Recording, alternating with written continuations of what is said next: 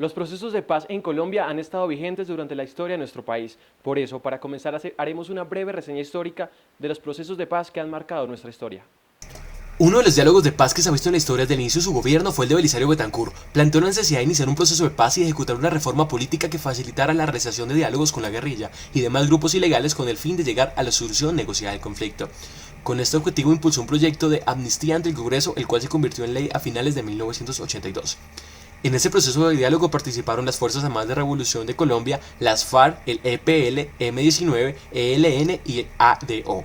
Guillermo Cano y Tiro Fijo. En las negociaciones de Casa Verde desde el principio de su gestión, Belisario Betancur careció del apoyo político, lo cual era necesario para emprender un proyecto con tanta magnitud, lo cual lo llevó a un fracaso en sus diálogos.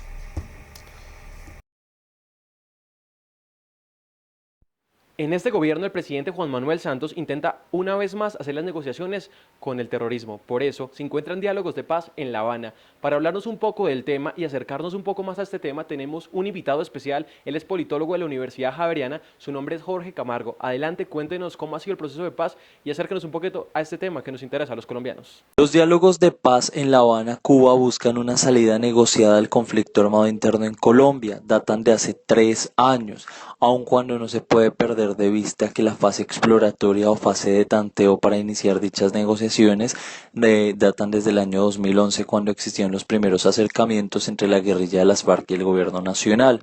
Es importante tener en cuenta que cuando vamos a hablar de las negociaciones, hay una premisa que fue presentada al pueblo colombiano, y es que nada está acordado en la mesa de negociación hasta que todo esté acordado.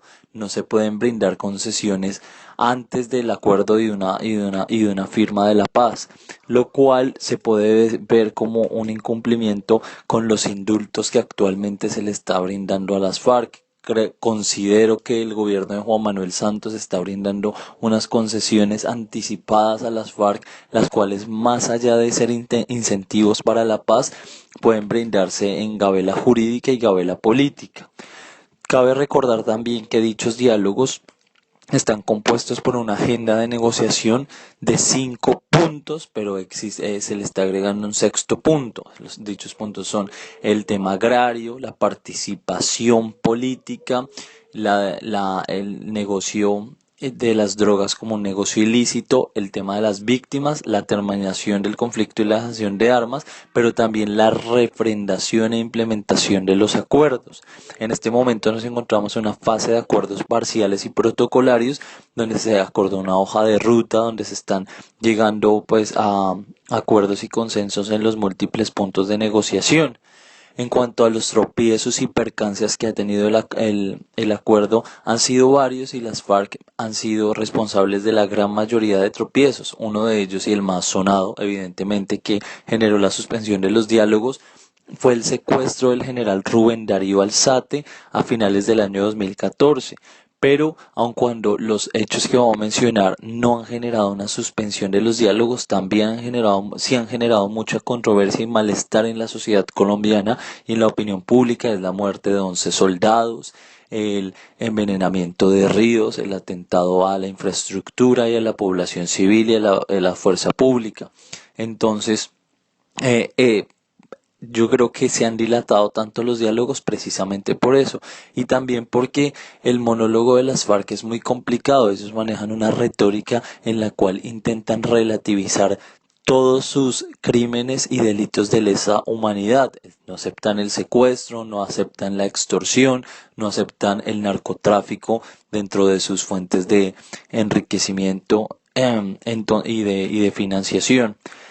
Por tanto, la discusión jurídica, las discusiones de participación política han sido un poco extensas, pero se puede considerar que han existido avances, y que un gran avance sería que en el cierre de este actual ciclo de negociación, por fin los colombianos sepamos si existe un acuerdo de justicia para poder trascender al punto de las víctimas, el cual también es de vital importancia y no ha tenido toda la, la atención que debe. El proceso de paz tiene millones de gastos para el país. Por una parte, la reparación de víctimas, el traslado de personal y todo el equipo que está detrás de este proceso de paz en Colombia.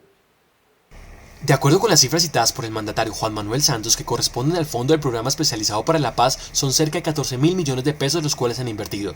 Asimismo, el mandatario agregó que los recursos invertidos allí son mínimos comparados con el dividendo que puede traernos la paz. Fijarse en esto no tiene ningún sentido, frente a todos los gastos que ha implicado la guerra. Eso sí que es una cifra monumental, dice el mandatario. Hasta el día de hoy la cifra exacta es de 14.592.591.719 pesos. Y se pudo conocer gracias a un derecho de petición impuesto por el abogado Hernán Darío Cadavid, que publicó en su cuenta de Twitter la respuesta al gobierno. El Fondo de Programa Especializado para la Paz aclara que el dinero proviene de recursos asignados del presupuesto general de la Nación y que son utilizados para todos los gastos operativos y logísticos requeridos para iniciar acercamientos, diálogos y negociaciones con las FARC. Para nadie es un secreto que no todos están a favor del proceso de paz en Colombia. Muchas corrientes ideológicas se levantan y generan debate del proceso de paz que se está realizando en la candidatura del presidente Juan Manuel Santos. Para esto tendremos a nuestro politólogo que nos hablará también un poquito de las corrientes que están a favor y en contra de ese proceso que se está realizando ahora en La Habana. Respecto a las fuerzas en contra y a favor del proceso de paz, evidentemente unos detractores del proceso de paz son Centro Democrático y los fieles defensores del proceso de paz es la Unidad Nacional. Pero la política hay que matizarla y uno no puede establecer equivalencias peligrosas y decir que solo hay dos vertientes y dos posiciones frente a la paz, los amigos o los enemigos de la paz. Por supuesto que las personas, dentro de esos me incluyo, que aportan y cuestionan los diálogos de paz no es que estén en contra de los diálogos. Yo por el contrario soy un fiel defensor de la salida negociada del conflicto armado interno, pero considero que es mi deber como ciudadano colombiano aportar y cuestionar para que los diálogos se den de una mejor manera, aportar desde mis esferas personales a la paz. Por eso desde un punto racional, sí considero acertada considero acertada la negociación, pero no concesiones que se le están dando a las FARC de forma anticipada. Yo soy un fiel defensor de la participación política de las FARC, pero no de la gabela política. ¿Por qué defiendo la participación política? Porque sería un sinsentido entrar a una negociación y en un proceso de paz para darle fin a este conflicto armado interno sin permitirles participación política cuando la exclusión política fue la que generó la insurgencia en este país, entre otros factores como la distribución inequitativa de la tierra. Por eso, sí es cierto que existe una fuerza en contra muy marcada que es Centro Democrático y una fuerza a favor como es la Unidad Nacional, pero también hay que tener en cuenta que dentro de la Unidad Nacional se encuentra Cambio Radical y Cambio Radical es una fuerza política que no está proclive al proceso de paz y no son aduladores frente al proceso de paz. También está el Partido Conservador que se encuentra dividido en cuanto a sus posturas frente al proceso de paz y así muchas otras colectividades como la Alianza Verde que también de acuerdo a la coyuntura o de acuerdo al hecho en cuestión o al punto a tratar, ellos toman una posición y no siempre están o a favor o en contra. Entonces no podemos establecer equivalencias peligrosas de amigos o enemigos de la paz.